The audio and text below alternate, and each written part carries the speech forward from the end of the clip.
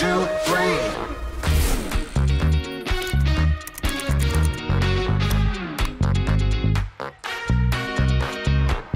K-Suite, la solution collaborative éthique.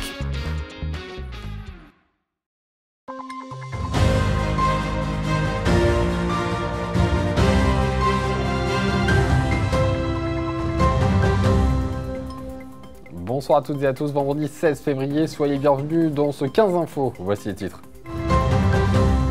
Le corps d'un homme retrouvé dans la Marne à Saint-Dizier, une enquête est actuellement en cours. C'est un sujet qui fait débat. 4000 arbres annoncés à la coupe par le département de la Haute-Marne. Nicolas Lacroix tenait une conférence de presse aujourd'hui. Les produits en circuit court et à vente directe doivent se démocratiser. C'est la volonté des agriculteurs français et certains consommateurs ont déjà fait leur choix. L'artiste marnaise Silda est notre invitée aujourd'hui pour nous parler de la sortie de son nouvel album, À part. On débute ce journal avec une dramatique découverte. Le corps d'un homme d'une quarantaine d'années a été retrouvé hier dans la rivière de la Marne à Saint-Dizier. Le rappel des faits avec Gaël Bossu. C'est une découverte macabre faite dans la cité Bragarde. Ce jeudi 15 février, en début d'après-midi, un promeneur a découvert le corps d'un homme au bord de la Marne, dans le secteur de Lannou. Selon nos informations, l'homme, brun, torse nu et sans chaussures, semble avoir passé plusieurs heures, voire même jours dans l'eau. Le corps a été retrouvé plus haut que l'église de Lannou, à hauteur du cimetière. Alertés, la police nationale et les sapeurs-pompiers sont intervenus pour extraire l'homme de l'eau et n'ont pu que constater son décès. La piste criminelle semble écartée, mais les investigations se poursuivent. Du côté de la justice, le procureur de la Haute-Marne, Denis Devallois, a confirmé cette découverte et nous a précisé qu'une autopsie s'est tenue ce matin, n'apportant pas encore de certitude sur la présence de l'homme dans l'eau, mais qui ne montre pas l'implication d'un tiers. La raison réelle du décès n'est pas encore connue. Des prélèvements ont été faits. Les résultats apporteront des réponses sous quelques jours. Nous restons dans le cadre classique d'enquête suite à une découverte de personnes décédées. L'homme retrouvé avait 43 ans et aucune disparition n'avait été enregistrée à son encontre. La mobilisation continue pour retrouver Lucie Cavard, 16 ans, disparue le 4 février dernier. La gendarmerie de Revigny-sur-Ornain, alertée par une publication sur Facebook, a lancé une vaste opération de recherche. Malgré l'exploitation des vidéosurveillances et de nombreuses battues, notamment réalisées dans les zones de Vavincourt, de Lignes-en-Barrois, notamment, Lucie reste introuvable. Un courrier prétendument écrit par Lucie affirmant qu'elle est en sécurité a été analysé par des graphologues. Une enquête se poursuit avec détermination pour retrouver la jeune fille.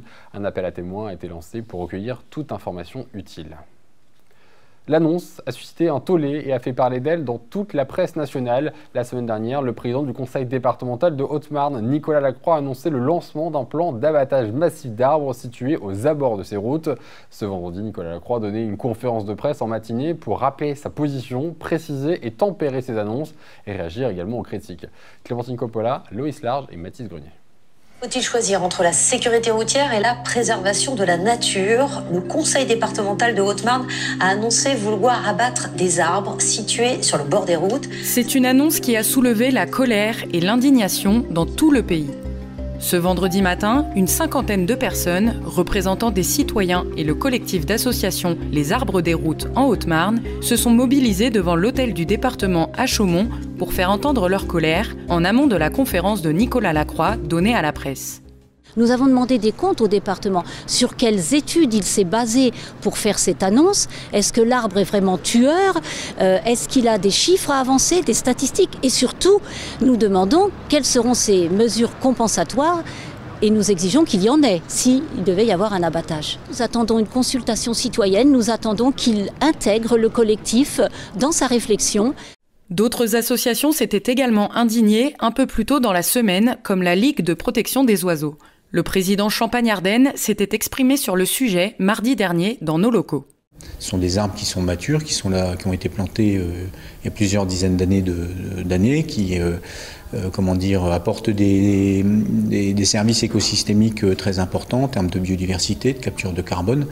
Donc on ne peut pas le remplacer uniquement par un petit arbre qu'on va planter. Donc voilà, ça nécessite toute une étude préalable de l'anticipation, de l'information aux habitants de la Haute-Marne. Aujourd'hui, le message global en général, c'est face au réchauffement climatique, face à la perte du vivant, c'est plutôt de planter, de faire plus. Lors de cette conférence, Nicolas Lacroix a affirmé qu'il ne s'agissait pas d'une reculade. Le président a rappelé sa position, déjà exprimée la semaine dernière. Je veux être clair, on ne coupera pas un arbre sans l'avoir diagnostiqué. Parmi ces arbres, ceux qui sont malades ou qui présentent un danger pour la sécurité des personnes seront en effet abattus, comme le prévoit la loi. Pourtant, des nuances ont été apportées. Nicolas Lacroix a précisé que le plan concernait les arbres situés en zone de récupération à moins de 2 mètres de la route.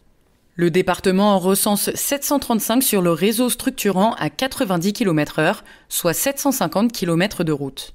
Puis le président a évoqué le courrier reçu jeudi soir par Christophe Béchu, jugeant dommage la démarche du ministre de la Transition écologique. Il est également revenu sur la pétition qui a réuni près de 4000 signatures en moins d'une semaine et les différentes critiques suscitées par son annonce en fin de semaine dernière, écartant l'éventualité d'une consultation citoyenne. Je crois qu'il y avait vraiment besoin d'explications. J'espère qu'après ces explications, y compris ceux qui ont signé les pétitions, seront rassurés et seront surtout, verront la bonne foi de nos politiques et surtout la franchise de nos politiques. Moi, j'ai dit ce qu'on allait faire quand d'autres ne le disent pas. Les Haut-Marnais nous ont donné une responsabilité. Je suis responsable et je suis gestionnaire de routes départementales, donc je suis aussi responsable en cas d'accident. Donc je prends mes responsabilités comme je les ai toujours prises. Suite à la conférence de presse, le collectif Les Arbres des Routes en Haute-Marne, qui réunit les associations Belle-Forêt-sur-Marne, Nature Haute-Marne, LPO Champagne-Ardenne, SOS Pays de Langres, SOS Pays de Lapence, Champagne-Ardenne Nature Environnement et Sites et Monuments, regrette que Nicolas Lacroix ne soit pas ouvert à la discussion. Le regret, c'est vraiment de ne pas pouvoir discuter. On est plutôt dans une démarche constructive à proposer un plan alternatif, comme le demande M. Béchu, le ministre. Et là, on ne peut pas travailler sur ce plan alternatif. Et on va se retrouver dans une situation où, au lieu d'être dans une démarche constructive, parce qu'on est persuadé que l'arbre est un atout pour le département, on se retrouve dans une situation où on va être dans la défiance permanente. Le collectif s'était déjà exprimé une première fois au travers d'une lettre ouverte jeudi, appelant plutôt à sauvegarder et développer les arbres en bord de route sur le territoire. Les associations vont solliciter les services de l'État pour suivre l'évolution de ce plan et réfléchissent déjà à la création d'un réseau de surveillance. Lors de leur mouvement de protestation agricole, les agriculteurs encouragent la consommation de produits français, mais les prix plus élevés par rapport aux produits étrangers en découragent plusieurs. Pour dynamiser l'agriculture nationale, diverses initiatives émergent pour favoriser le 100% français, les ventes directes à la ferme et des distributeurs locaux proposant des alternatives. L'exemple à l'élevage de la Crouée à Villiers-en-Lieu, un reportage de Manon de Fontis et Clémentine Coppola. C'est l'une des principales revendications du mouvement de protestation agricole, réduire les importations et consommer plus local. Si la France est la première puissance agricole en Europe, devant l'Allemagne et l'Italie, un produit alimentaire sur 5 vendu dans l'Hexagone provient de l'étranger. Une tendance à la hausse ces dernières années, les importations ont en effet quasiment doublé en 20 ans. Mais alors, acheter 100% français pour soutenir les agriculteurs, est-ce vraiment possible dans nos supermarchés ? Comment reconnaître les produits alimentaires issus de notre agriculture ? Les labels, ces pastilles que l'on retrouve sur de nombreux aliments, sont les premiers indices. Pour protéger le savoir-faire français et assurer aux consommateurs la qualité et l'origine des produits, le gouvernement a mis en place l'appellation d'origine protégée, AOP, et l'appellation d'origine contrôlée, AOC.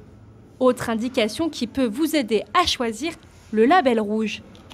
Malgré tout, il ne garantit pas un aliment à 100%, car il est ouvert aussi aux produits de l'Union européenne. Dans les supermarchés, les Français font-ils attention à tous ces labels ? Je prends le produit qui m'intéresse et je ne regarde pas forcément la provenance. Moi oui, je regarde tout le temps d'où ça vient. Après, j'ai pas toujours les moyens d'acheter tout ce qui est français. Je le dis automatiquement parce que les tarifs ne sont pas les mêmes, mais la qualité n'est pas la même non plus. On compare, c'est comparable. C'est important d'essayer de valoriser les produits français. Donc voilà, je fais, quand je le peux, effectivement, j'achète français. Certains agriculteurs valorisent leurs produits en les vendant directement à la ferme. Depuis 2017, l'élevage de la Crouée, situé à Villiers-en-Lieu, propose ce système. Depuis 3 ans, l'élevage de la Crouée vend également sa production de viande directement dans ce distributeur automatique. À la base, on vendait nos œufs et c'est tout. Et du coup, en voyant la demande de nos clients, on s'est diversifié. Et du coup, on a agrandi avec une partie frigo et en rajoutant des casiers secs. Et donc, du coup, aujourd'hui, on a 90 casiers. Et on achète des produits à nos collègues producteurs. Et du coup, on les revend ici 7 jours sur 7, 24 heures sur 24. Charcuterie, œufs, légumes, de nombreux produits locaux frais et de saison sont disponibles en accès libre dans ces casiers. Un concept qui séduit de plus en plus d'adeptes. Parce que c'est local, parce qu'on sait d'où viennent les bêtes, on peut les croiser en allant se promener tous les jours, elles sont au pré, on les voit.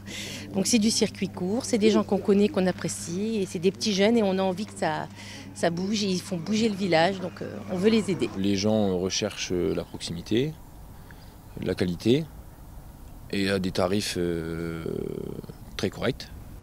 Finalement, manger français reste possible grâce à des initiatives qui valorisent les produits locaux et qui encouragent une consommation plus responsable. L'artiste autrichienne Silda est aujourd'hui notre invitée à l'aube de la sortie de son nouvel album. Elle nous dévoile son univers. Et si on s'aime, encore une heure ou deux. Et si on s'aime, pour une fois dans nos yeux. Et si on s'aime, encore une heure. Bonsoir Silda. Bonsoir. Un nouvel album est donc prêt. Il sortira le 23 février prochain. Un album qui s'annonce bien, toujours accompagné de votre kalimba, un instrument qui fait votre singularité. Que se cache-t-il dans cet album ? Alors dans cet album, il y a 5 chansons. On peut retrouver donc cet instrument qui est le kalimba, avec des sonorités très douces, très intimes. Et puis je parle un peu du passage de l'adolescence à la vie adulte, de la désillusion, des premières fois, du moment où on ne trouve pas trop sa place dans ce monde un peu trop complexe parfois. Un album qui arrive là à l'âge de 25 ans et en 2024 qui est votre année, enfin je peux le dire comme ça, un duo avec Julien Doré sur l'album Aimer encore. Oui. Et aujourd'hui cette sortie annoncée, comment vous voyez les choses ? Écoutez, j'espère que déjà ce projet va pouvoir parler aux gens. J'espère que ça va pouvoir aussi m'amener des scènes pour que je puisse défendre aussi mes chansons. Et puis voilà, de toute façon, moi je continue et j'ai encore mon deuxième projet là dans la tête qui... Je commence à y réfléchir déjà. Donc, un deuxième album en préparation ? Oui, potentiellement, oui. Vous avez 25 ans et votre carrière vous sourit déjà. Et est-ce qu'elle vous plaît, cette carrière, pendant ce début de carrière ? Ouais, ça me plaît carrément. En plus, voilà, je fais tout en indé, tout est produit. Des valeurs que vous défendez, ouais. Ouais, carrément. Donc, je suis plutôt satisfaite de ce que j'arrive à entreprendre pour l'instant. Après, j'espère que ça évoluera encore par la suite. Malgré l'attirance des chanteurs par la capitale parisienne, pour vous, la Marne reste gravée en votre cœur et même reste votre terrain de jeu, une sorte d'attachement à la Marne. Ouais, parce que je viens d'ici, donc j'ai eu la chance de grandir à la campagne, dans un petit village, et je trouve que c'est une richesse énorme. Et donc j'ai vraiment envie aussi de mettre en avant ma région, parce que je trouve qu'on a de très jolis endroits. J'ai notamment tourné plein de petites vidéos dans les champs, dans des fermes, dans des petits ruisseaux. La Marne se ressent aussi dans vos projets ? Ouais, carrément. En tout cas, j'essaye de mettre en lumière au maximum ma région.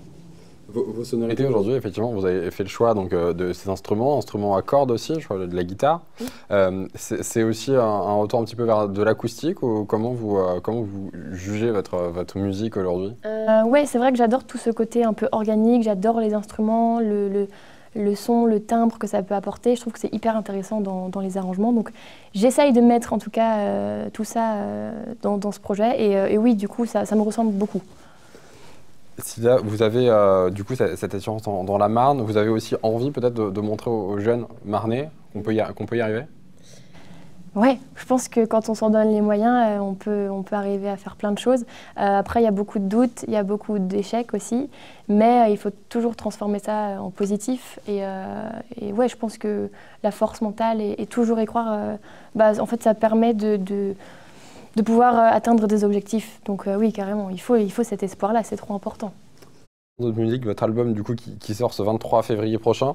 Dans cet album, donc, on a dit pour l'instant c'est un petit album, 5 titres, 5 titres que du coup vous avez vous-même écrit, composé. Ouais, j'ai tout écrit, tout composé. Il y a juste une reprise de Stéphane Escher qui s'appelle Déjeuner en paix. Et je trouvais qu'elle prenait tout son sens dans le projet. Donc j'ai voulu la reprendre dans mon univers à moi. Et puis voilà, j'espère qu'elle plaira aux gens. La suite, c'est quoi finalement pour vous? Alors quelques dates, on va les citer dans un instant, mais est-ce qu'il y a un projet derrière qui vous amènerait là à aller encore plus loin, même si vous avez déjà été connu sur la chaîne nationale, The Voice, vous avez fait plein de passages, quelques scènes également aussi ici régionaux, mais également ailleurs, on va en parler notamment des scènes parisiennes qui sont prévues. Est-ce que vous avez un moment envie ou vous cachez quelque chose, à un moment où vous allez sortir, dégainer une carte plus qu'une autre? Pour l'instant, je ne sais pas. Peut-être une collaboration, ouais, ça serait chouette de faire un featuring. Je peux pas trop en dire maintenant. Même si celle-ci avec Julien Doré, elle est déjà pas mal. Voilà, elle est déjà pas mal, mais oui, j'aimerais bien. Et puis peut-être un moment chanter dans une salle mythique aussi parisienne, ça, ce serait un de mes objectifs. Oui. Est-ce que du coup, Julien Doré, comment ça se fait cette rencontre finalement, et être aujourd'hui sur l'album Julien Doré, qu'est-ce que ça fait? Ça me rend très fière et je ne m'attendais pas du tout à ça. En fait, c'était pendant le confinement. J'ai posté une petite vidéo sur les réseaux avec le Kalimba et il est tombé dessus. Il m'a contacté, il a voulu chanter avec moi. Après, il m'a proposé d'être sur son album, puis de partir en tournée avec lui. Enfin, c'était assez fou. Première partie avec lui. Ouais, c'était mes premiers zéniths et tout ça. J'ai pu chanter mes chansons. Enfin, c'était incroyable. Donc, ouais, je pense qu'aujourd'hui, c'est une des plus grosses expériences que j'ai eues. Et qui m'ont fait beaucoup grandir aussi. Vous pouvez nous faire un petit extrait de Kalimba? Carrément. C'est tout doux. Effectivement, la sonorité très douce. On n'a pas l'habitude. Merci beaucoup Silda d'avoir été notre invitée aujourd'hui sur ce plateau du 15 Info. L'album donc à part est à découvrir à partir du 23 février prochain sur toutes les plateformes et dans les bons magasins également. Vous serez à retrouver en concert dès le soir même, le 23 à Châlons-en-Champagne, le 24 ce sera à Paris et le 30 mars ce sera à Reims. Merci Silda. Merci. C'est la fin de cette édition, merci de l'avoir suivi. Tout de suite les prévisions météo de demain. Excellente soirée sur Puissance Télévisions.